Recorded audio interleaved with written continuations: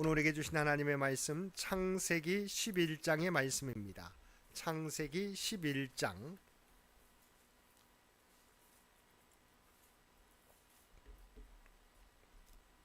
창세기 11장 1절에서 32절까지 말씀입니다. 우리 주신 말씀 창세기 11장 1절에서 32절까지 한 절씩 교독합니다. 온 땅의 언어가 하나요 말이 하나였더라.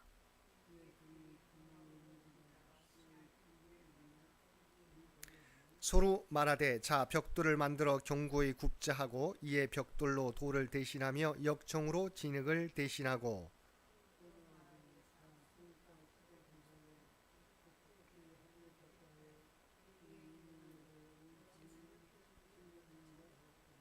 여호와께서 사람들이 건설하는 그 성읍과 탑을 보려고 내려오셨더라.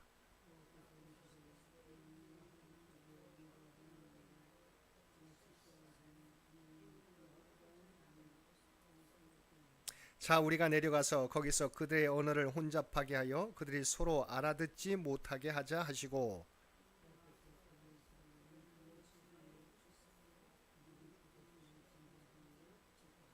그러므로 그 이름을 바벨이라 하니 이는 여호와께서 거기서 온 땅의 언어를 혼잡하게 하셨음이니라. 여호와께서 거기서 그들을 온 지면에 흩으셨더라.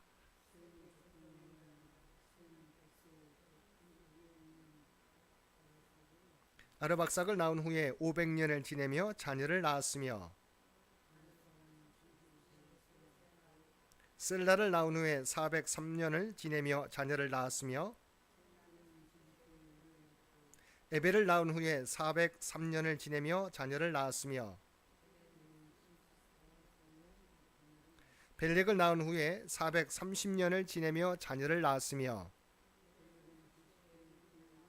루를 낳은 후에 209년을 지내며 자녀를 낳았으며 수룩을 낳은 후에 207년을 지내며 자녀를 낳았으며 나후를 낳은 후에 200년을 지내며 자녀를 낳았으며 데라를 낳은 후에 119년을 지내며 자녀를 낳았으며 데라의 족보는 이러하니라. 데라는 아브람과 나홀과 하란을 낳고 하란은 롯을 낳았으며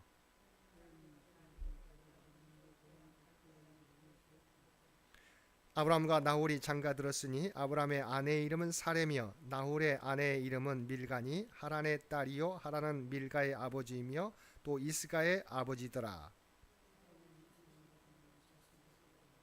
데라가 그 아들 아브람과 하란의 아들인 그의 손자 롯과 그의 며느리 아브람의 아내 사레를 데리고 갈대아인의 우르를 떠나 가나안 땅으로 가고자 하더니 하란에 이르러 거기 거류하였으며 데라는 나이가 205세가 되어 하란에서 죽었더라. 아멘.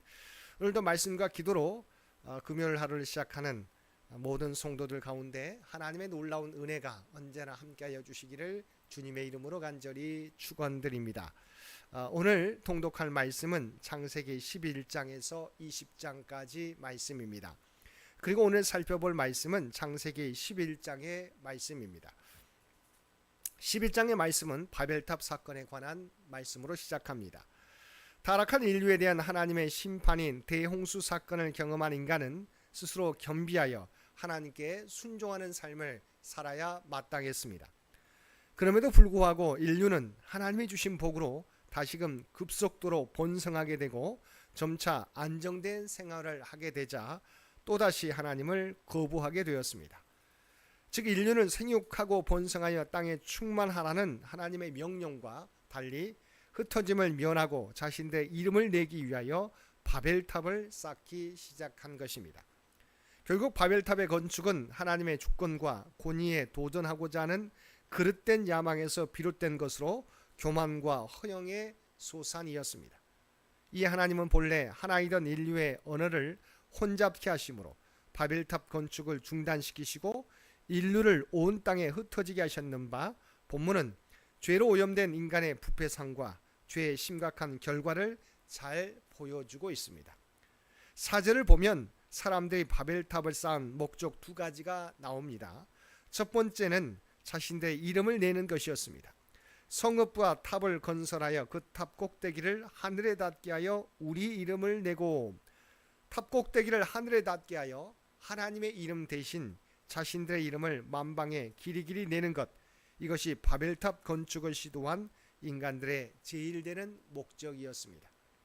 근데 이것은 하나님의 피조물이면서 교만한 마음으로 하나님의 보좌를 자신이 차지하려고 했던 사탄의 행위와 같다고 하겠습니다. 4절 하반전에는 인간들이 바벨탑을 쌓게 된 두 번째 목적을 보여줍니다. 그것은 온 지면의 흩어짐을 면하자는 것이었습니다. 그러나 이것 또한 하나님의 뜻의 정면으로 반하는 것이었습니다. 하나님은 분명 대홍수 심판이 종결된 직후에 노아와 그 아들들에게 생육하고 번성하여 땅에 충만하라고 명령하셨습니다. 즉 하나님은 인간에게 단지 한 곳에 머물러 있지 말고 세계 곳곳으로 흩어져 땅을 정복하고 개척하라는 문화 명령을 주신 것입니다. 따라서 인간들은 어찌하든지 온 땅으로 흩어져 하나님께서 제공해 주신 기회를 선용하여 이 세상을 생명으로 약동하게 하고, 그렇게 함으로써 인간과 세상을 창조하신 하나님의 영광을 온 땅에 충만케 하여서 하나님께서 인간을 창조한 목적에 부합된 삶을 살아야만 했습니다. 그러나 당시 인간들은 이런 하나님의 기대를 저버리고 자신들의 평안함과 만족함을 추구하며 하나님의 이름 대신 자신의 이름을 드높이고, 동시에 하나님의 지배에서 벗어나고자 바벨탑을 쌓기 시작한 것입니다. 10절에서 26절까지 말씀에서는 한 족보를 소개하고 있는데, 그 족보의 중심은 바벨탑 사건으로 인한 인류의 분산 이후 하나님의 구속 역사의 주인공으로 등장하게 되는 셈의 후손들과, 그 중에서도 하나님께 부르심을 받아 선민 이스라엘의 조상이 되는, 믿음의 조상이 되는 아브라함의 가정의 내령에 대해 이야기해 주고 있습니다. 특별히 본문을 보면 매 인물이 소개될 때마다 낳았고 낳았으며라는 표현이 거듭거듭 반복하고 있는 반면에 죽었다는 표현이 없음을 알 수 있습니다. 물론 이것은 족보에 나오는 인물들이 죽지 않았음을 의미하지는 않습니다.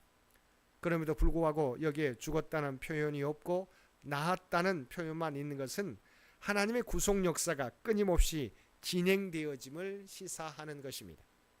즉 하나님께서 하나님의 구속 역사를 이끌어 가시기 위해서 택한 인생들은 비록 죄로 말미암아 죽음으로써 그 생명을 다하지만, 하나님께서는 그를 대신할 새로운 인물을 구속 역사의 중추적 인물로 택하여 그를 통해 구속 역사를 이끌어 가심으로 하나님의 구속 역사가 한순간도 단절됨도 없이 완성을 향해 진행되어 가고 있음을 보여주고 있는 것입니다. 즉 아담의 범죄 직후부터 계시된 하나님의 구속 역사는 아담에서 셋, 셋에서 노아, 노아에서 셈, 셈에서 아브람, 아브람에서 이삭과 야곱을 거쳐 다윗과 예수 그리스도에게까지 이어져 그리스도에 의해서 인류 구속이 성취되고 오늘날 우리에게까지 면면이 이어져 온 것입니다. 그리고 하나님의 구속 역사는 지금도 최종 완성을 향해 나아가고 있습니다. 27절에서 32절까지 말씀에서는 믿음의 조상이자 선민의 뿌리가 되는 아브라함의 등장 배경이 되는 부분입니다. 즉 본문은 아브라함의 아버지인 데라의 계보와 아브라함의 소명을 받아 가나안에 들어가기 직전까지의 데라 후예들의 행적을 소개함으로써 선민의 조상이 되는 아브라함을 성경 역사의 무대 위에 공식 등장시키고 있는 것입니다. 본문을 보면 하나님으로부터 부름받기 이전에 아브라함의 행적이 소개되고 있습니다. 그는 하나님으로부터 부름받기 전 갈대아 우르에서 태어나 그곳에서 살다가 하란으로 이주하였습니다. 근데 아브라함이 살던 갈대아 우르나 하란은 고대 세속 문화의 중심지로 우상 숭배가 만연한 곳이었습니다. 그리고 여호수아 24장 2절을 보면 아브라함의 아버지 데라가 우상 숭배자였던 것으로 나타납니다. 따라서 하나님께 부름받기 이전의 아브라함 역시 비록 그가 적극적으로 우상을 숭배하지는 않았다고 해도 우상 숭배의 영향을 전혀 받지 않았다고는 볼 수 없습니다. 결국 이는 하나님의 부름을 받기 이전의 아브라함이 다른 사람과 동일하게 평범한 죄인에 불과한 존재였음을 시사해 줍니다.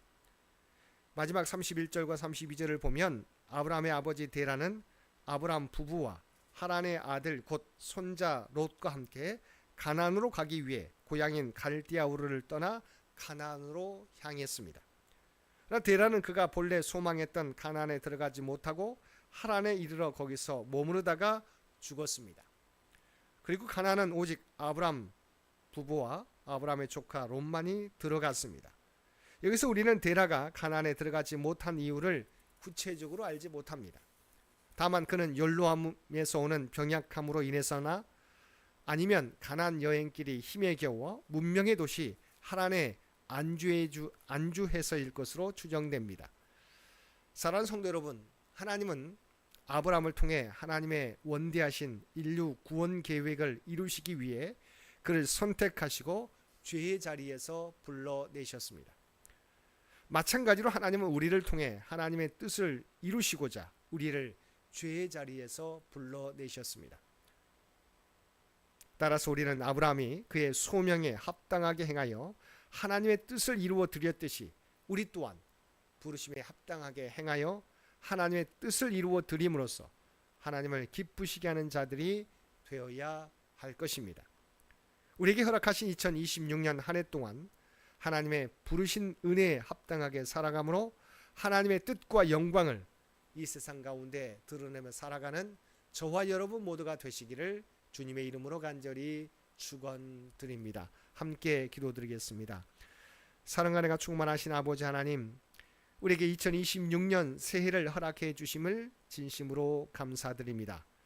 아브라함이 하나님의 부르심에 온전히 응답함으로 믿음의 조상이라는 칭호를 얻게 되었던 것처럼 2026년 한 해 동안 주님의 부르심에 온전히 응답함으로 이 시대 하나님의 구원 역사의 도구로 쓰임받는 우리 모두가 되게 하여 주옵소서. 이 나라와 이 민족을 기억하여 주시고 하나님께서 하나님의 뜻 가운데 통치하시고 인도하여 주시옵소서.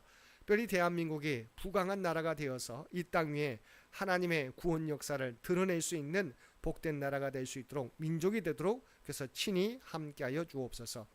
교회 창립 100주년을 향하여 나아갑니다. 아버지 하나님, 준비하며 나아갑니다. 우리를 향한 하나님의 계획이 있는 줄 믿습니다. 그 뜻을 깨닫게 해주시옵시고 온 교우들이 힘을 모아서 100주년 기념 행사를 준비케 도와주시고 다음 선교 100년을 준비하는데 부족함이 없도록 우리 모두를 주의 도구로 사용하여 주옵소서. 특별히 육신의 연약함 가운데 있는 많은 환우들을 기억하여 주시길 원합니다. 육신의 연약한 자리에서 하나님을 바라며 구하며 살아가게 될 때 그들이 드리는 기도와 예배를 받아 주옵소서. 그리하여 또한 하나님의 놀라운 치유와 회복의 역사를 나타내 보여주시어서 2026년은 몸은 연약할지라도 더욱더 우리의 중심이 주님을 향하며 나아갈 수 있도록 귀한 은총 허락하여 주시옵소서. 사랑하는 자녀들 앞길 가운데 늘 동행하여 주시고 인도하여 주시기를 원합니다. 2026년 한 해도 늘 하나님과 동행하게 도와주시옵시고 그들의 믿음이 자라가게 도와주옵소서. 또한 하나님이 주신 꿈과 비전을 향해 나아가게 될 때 아버지 하나하나 성취해 가고 정말 하나님의 영광을 드러낼 수 있는 귀한 자녀들 되게 하여 주옵소서. 특별히 2026년 믿음의 가정들마다 기도의 제목을 가지고 나아가는 줄 믿습니다.